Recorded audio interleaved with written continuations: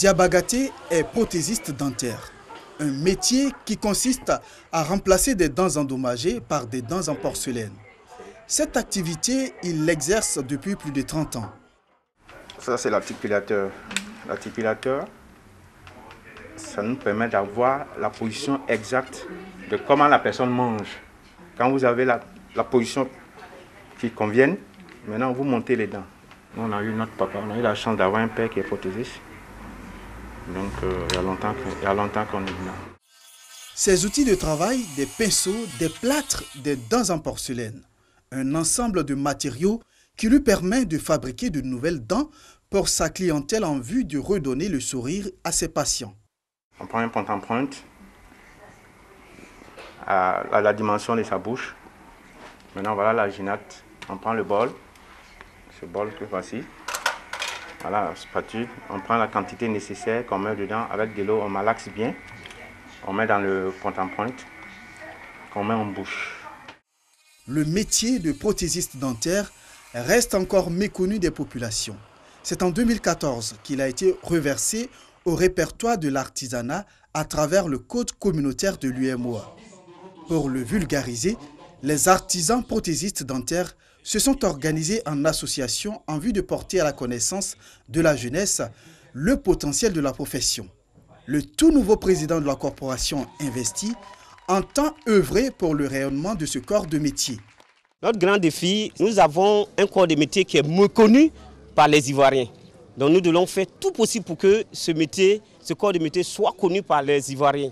Raison pour laquelle nous demandons à l'État de Côte d'Ivoire de pencher plus sur notre corps de métier. Nous qui sommes au ministère de l'Artisanat, nous ouvrir les portes afin que nous puissions faire des recyclages, c'est-à-dire entreprendre des voyages pour apprendre plus.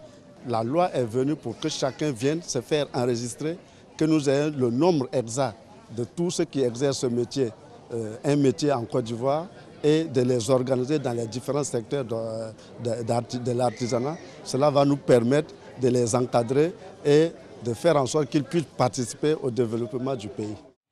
Créée il y a environ 10 ans, l'Association des prothésistes de Côte d'Ivoire compte en son sein plus de 2000 membres.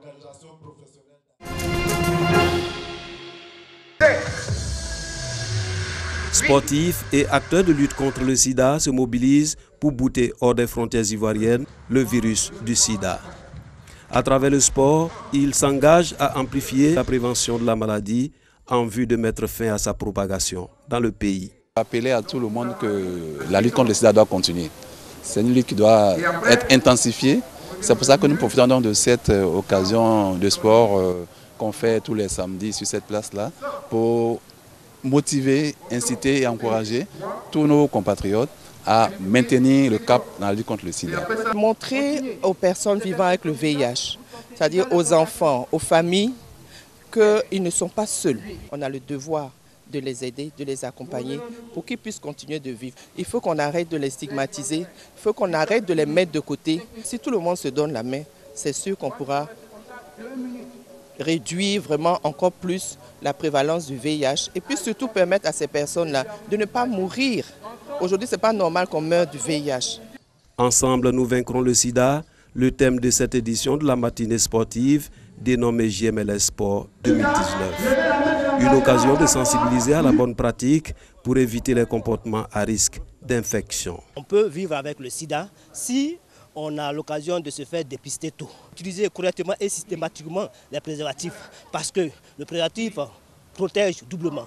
Il protège des IST, VIH, SIDA, il protège aussi d'une grossesse précoce. Toute personne aujourd'hui souhaite avoir toujours la bonne santé pour pouvoir vraiment faire ses activités, vraiment être actif au quotidien. Très heureux de participer à ce genre de campagne, ce genre de sensibilisation et c'est vraiment tout notre honneur vraiment de pouvoir vraiment être au quotidien et aux côtés même de ce programme de lutte contre le sida.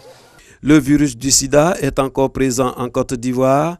Plus de 18 700 nouvelles infections ont été enregistrées en fin 2018 dans le pays, selon l'Organisation mondiale de la santé. Au moins 1 500 000 personnes sont déjà mortes du VIH-Sida dans le monde. L'hypertension artérielle et le diabète constituent aujourd'hui un problème de santé publique. des maladies dues à l'augmentation de la sédentarité et de l'obésité des différentes couches sociales. Le dernier rapport de l'OMS sur les statistiques sanitaires mondiales révèle qu'un adulte sur 3 est atteint d'hypertension, tandis que 1 sur 10 souffre de diabète. En Côte d'Ivoire, les résultats de l'enquête coordonnée par le Programme national de lutte contre les maladies métaboliques en 2017 donnent de constater le taux de prévalence de 6,2% en ce qui concerne le diabète, lorsque l'hypertension enregistre un taux qui dépasse les 39%. Face à cette réalité, l'ONG Fondation Espace Afrique s'est mobilisée pour offrir 5000 kits de contrôle tensionnel et du taux de glycémie aux populations de la région de Lamé pour améliorer la prise en charge de ces fléaux. 62,5% de cette population diabétique ne se sait pas diabétique. C'est-à-dire que c'est des cas qui ne sont pas dépistés. Alors on s'est dit qu'en tant qu'ONG, qu'est-ce qu'on pourrait faire pour contribuer, pour aider l'État à relever ces défis. Et généralement, dans le cas de l'hypertension, on trouve toujours le diabète. Et on a trouvé intéressant d'associer les deux de manière à pouvoir orienter les malades en fonction de ce que nous pourrons découvrir. Je suis vraiment heureux car à travers ce dépistage, je sais de quoi je souffre et à l'aide du médecin, je pourrais maintenant faire tout ce qui est comme diagnostic. Sur près de 600 personnes enregistrées, l'on dénombre 330 cas de diabète contre 81 cas d'hypertension. Les populations attendaient ce genre d'opération. Donc pour nous, c'est une réussite totale. Le diabète et l'hypertension sont parmi les maladies chroniques responsables des 2/3 de la mortalité mondiale. Pour réduire donc les risques liés à ces fléaux, il est recommandé de faire périodiquement le dépistage, d'avoir une alimentation équilibrée et de pratiquer une activité physique régulière.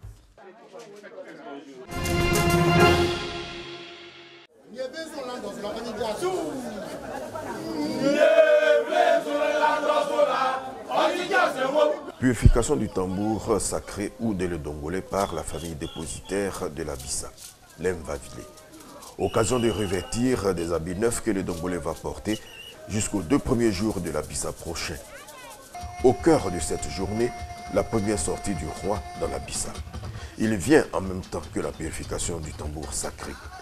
Il y a aussi l'entrée des comblés, les féticheuses vêtues de blanc, signe de pureté. Le mardi de la Bissa est un jour sacré, un jour politique de la Bissa. C'est le début véritable de la Bissa avec l'exercice de la critique sociale, reflet de la notion de démocratie Nzima dans toute sa plénitude.